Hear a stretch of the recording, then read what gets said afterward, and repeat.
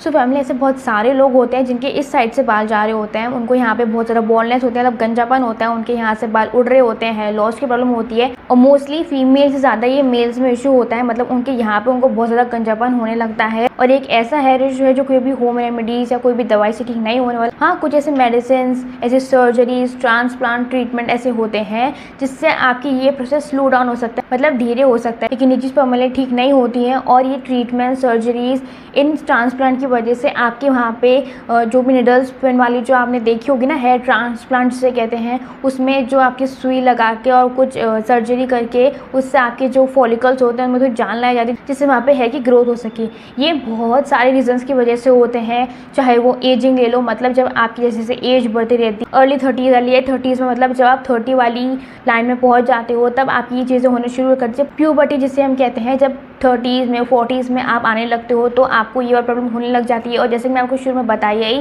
कि ये ज़्यादातर मेल्स को ये प्रॉब्लम होती है, मतलब उनके जो यहाँ पे गंजापन वाली प्रॉब्लम ज़्यादातर मेल्स को होती है, ठीक है। फिर दूसरा रीज़न आता है फैमिली हिस्ट्री, मतलब अगर पहले भी आपकी फैमिली में ये प्रॉब्लम हो चुकी है, मतलब बॉल्डनेस की, गंजापन की, हेयर लॉस की, आपकी जो रिसीडिंग हेयर, मतलब ये प्रॉब्लम को रिसीडिंग हेयर लाइन कहा जाता है, जिससे आपकी जो हेयर लाइन होती है वहाँ से आपको बाल झड़ने लग जाते हैं। तो अगर आपकी फैमिली में पहले भी बहुत सारे लोगों का ये चीज़ हो चुकी है तो पक्का चांसेस हैं कि ये आपके जीन्स की वजह से, आपकी फैमिली हिस्ट्री की वजह से आपको ये बॉल्डनेस, ये गंजापन की प्रॉब्लम, ये हेयर लॉस की प्रॉब्लम हो रही है, ठीक है। फिर ये रिसीडिंग हेयर लाइन की प्रॉब्लम इस वजह से भी हो सकती है कि जब आपके जो हेयर लाइन की जो हेयर फॉलिकल्स होते हैं, मतलब जो जड़ें होती हैं, वो कमज़ोर हो जाती हैं, नष्ट हो जाती है, मतलब डैमेज हो जाती है, और फिर उसमें कोई भी रीज़न नहीं बचता उसको ग्रो होने का, मतलब पूरी बेकार हो चुकी, पूरी डैमेज हो चुकी आपकी हेयर फॉलिकल्स, आपकी हेयर रूट्स। तो उस वजह से आपको ये hair fall, hair loss, baldness, जो गंजापन कहते हैं, वो प्रॉब्लम होने लग जाती है। फिर अगला रीज़न आ जाता है हार्मोनल डिसबैलेंस, मतलब आपके जब हार्मोन्स अनबैलेंस रहते हैं, चेंज होते रहते हैं, फ्लक्चुएशंस होती रहती है, तो भी ये बहुत बड़ा रीज़न हो सकता है हेयर लॉस का, बॉल्डनेस का, मतलब आपके गंजापन होने का, ठीक है। फिर अगला रीज़न आता है हेयर का रूटीन। अगर आपका हेयर का रूटीन बहुत ज़्यादा इम्प्रॉपर है, मतलब अगर आपका हेयर का रूटीन बहुत ज़्यादा इम्प्रॉपर है, कुछ भी कर लेते हो, कभी करते नहीं हो, कभी नहीं करते, अगर आप ऑयलिंग नहीं करते, अपने बालों को अच्छे से धोते नहीं हो, अपने बालों को साफ़ नहीं रखते हो, अपने स्कैल्प को बेसिकली जो हमारे जहाँ से हमारे बाल उगते हैं, अगर वहाँ पे अपने स्कैल्प को साफ़ नहीं रखते हो, आपके हेयर रूट्स ख़राब रहते हैं, आपके बाल ख़राब रहते हैं, तो ये भी रीज़न हो सकता है कि आपको वहाँ पे गंजापन हो रहा है, हेयर लॉस हो रहा है, आपको गंजापन मतलब बॉल्डनेस की प्रॉब्लम हो रही है, ठीक है। फिर इसी के साथ एक और बात आती है, वो है लाइफस्टाइल। अगर आपको बहुत ज़्यादा स्मोक करते हो, स्ट्रेस लेते हो, बहुत ज़्यादा ड्रिंक करते हो, अगर आपका लाइफस्टाइल बहुत ज़्यादा गड़बड़ा गया है, अगर आप प्रॉपर अपनी लाइफस्टाइल रूटीन फॉलो नहीं करते हो, प्रॉपर वर्कआउट, एक्सरसाइज, अगर आपकी बहुत ज़्यादा ख़राब लाइफस्टाइल है, जंक फूड खाते हो बाहर का बहुत ज़्यादा, अगर आपने अपनी लाइफस्टाइल को बिगाड़ रखा है, कबाड़ा कर रखा है, तो ये भी रीज़न हो सकता है आपको हेयर फॉल, हेयर लॉस होने का, गंजापन होने का, आपको बॉल्डनेस होने का, ठीक है। और वैसे भी स्ट्रेस तो एक बहुत बड़ा रीज़न होता है, बहुत बड़ा कॉज होता है आपको hair fall, hair loss, baldness, मतलब गंजापन होने की, आपको बहुत ज़्यादा हेयर इशू होने की, डैंड्रफ होने की। स्ट्रेस बहुत बड़ा रीज़न होता है। अगर आपको हेयर में कोई भी प्रॉब्लम हो रही है तो पहले आप ये चेक करिए कि आपको कोई स्ट्रेस तो नहीं हो रहा है। अगर आपको बहुत ज़्यादा स्ट्रेस लेते हो तो आपको गंजापन होने की पक्का चांसेस हैं, ठीक है। फिर अगर आप कोई भी मेडिकेशन पे चल रहे हो या फिर कोई भी ट्रीटमेंट चल रहा है आपका, स्पेशली अगर आपके स्कैल्प से रिलेटेड कोई ट्रीटमेंट चल रहा है, तो अगर उससे कोई भी साइड इफेक्ट हो जाए या फिर कोई नेगेटिव इम्पैक्ट पड़ जाए आपके स्कैल्प पे, तो ये बहुत बड़ा रीज़न हो सकता है कि आपको हेयर लॉस हो रहा हो, हेयर फॉल हो रहा हो, आपको गंजेपन की प्रॉब्लम हो रही हो, ठीक है। फिर अगर रिसीडिंग हेयर लाइन के सोल्यूशन के बारे में बात करें, जैसे कि मैंने आपको पहले बताया कि इसका कोई परमानेंट सोल्यूशन नहीं है, कोई भी होम रेमेडीज़ या कोई भी हेयर केयर से आपका ये ठीक नहीं होने वाला है। हाँ, कुछ ऐसी मेडिसिन, कुछ ऐसे ट्रांसप्लांट होते हैं जो सिर्फ डॉक्टर की एडवाइस से ही आपको करना है। आप अगर आपको ये प्रॉब्लम हो रही है तो आप डॉक्टर के पास जाइए, उनसे कंसल्ट करिए, प्रॉपर ट्रीटमेंट जो वो कह रहे हैं वो करिए। और मैंने कुछ आर्टिकल्स में भी पढ़ा है कि मिनॉक्सिडिल हो गया, ये कुछ डॉक्टर सजेस्ट करते हैं जिनको गंजापन की प्रॉब्लम होती है, लेकिन आपको ये डॉक्टर की कंसल्ट से ही लेना है, ठीक है, बिना अपनी मर्जी से कुछ भी मत ले लेना, ठीक है। फिर हेयर ट्रांसप्लांट हो गया, हेयर सर्जरी हो गई, आपकी स्कैल्प की सर्जरी हो गई, ऐसी बहुत सारी ट्रीटमेंट्स, मेडिकेशंस जो ये डॉक्टर प्रिस्क्राइब करते हैं, वो उस वजह से आपको शायद आपकी हेयर रीग्रोथ हो सके, आपको थोड़ा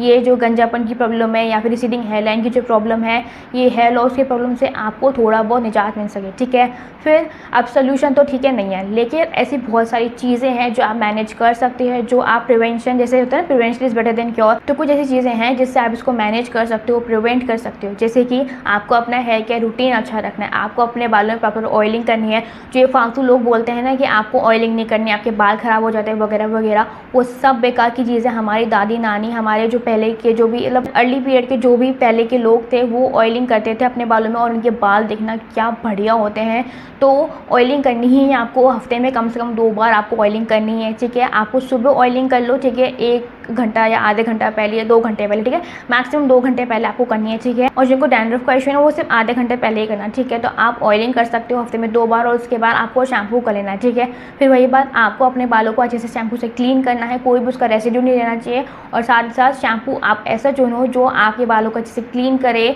आपके बालों में चाहे कितना भी माइल्ड ले लो या कुछ भी, आप होम रेमेडी वाला शैम्पू यूज़ कर लो, लेकिन आप वही यूज़ करो जो आपके स्कैल्प को अच्छे से साफ रखे। अगर आपकी स्कैल्प गंदी रहेगी ना तो बाकी का कुछ भी काम नहीं आने वाला। कुछ सीरम लगा लो, हेयर मास्क लगा लो, कुछ भी लगा लो, अगर आपकी स्कैल्प साफ़ नहीं है ना, हेयर ऑयलिंग भी एक हद तक काम करती है, लेकिन अगर आपकी स्कैल्प ही आपको बहुत ज़्यादा गंदा रखते हो तो हेयर ऑयलिंग भी किसी काम की चीज़ नहीं है, ठीक है। तो ये चीज़, हर चीज़ जुड़ी हुई है, हेयर ऑयलिंग, अपने बालों को साफ़ रखना, अपनी स्कैल्प को साफ रखना, ये सब चीज़ें आपस में जुड़ी हुई है, ठीक है। फिर आप अपने बालों को कंडीशन कर सकते हैं, हेयर मास्क लगा सकते हैं अगर आपके बाल बहुत ज़्यादा ड्राई रहते हैं, फ्रिजी रहते हैं, अपने बालों को थोड़ा अच्छे से मैनेजेबल बनाने के लिए, फ्रिज फ्री बनाने के लिए, सॉफ्ट एंड स्मूथ बनाने के लिए, ठीक है। फिर अपनी लाइफस्टाइल कब चेंज करें, जो भी स्मोकिंग ड्रिंकिंग होती है इन सबसे दूर भागिए। मतलब ये तो फालतू की चीज़ है, इससे आपको आपके बाल ख़राब होते हैं, आपकी लंग्स ख़राब होते हैं, आपकी हेल्थ ख़राब होती है, आपकी इलनेस, मतलब आपको बुखार बहुत ज़्यादा आता है, जिनकी भी लाइफस्टाइल बहुत ज़्यादा ख़राब रहती है। फिर आपको अच्छी डाइट लेनी है, वेजिटेबल्स खाइए, फ्रूट्स खाइए, बाहर की चीज़ें जितना, ये नहीं कह रही मैं कि आप बाहर का पूरा बंद करिए, ठीक है,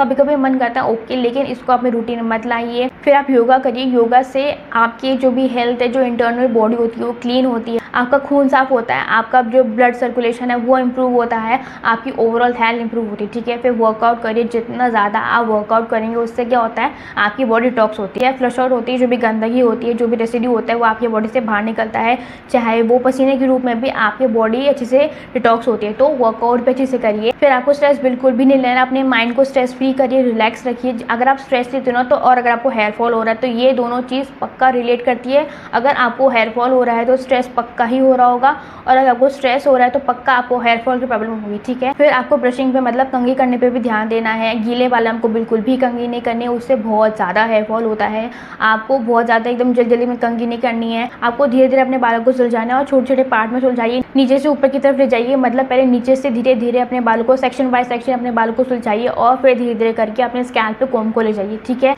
ठीक है। तो अगर आप ये सारी चीज़ें फॉलो करोगे तो आपको hair fall, hair loss, baldness, जो कंजापन हो जाता है, उसकी प्रॉब्लम काफ़ी हद तक ठीक हो जाएगी।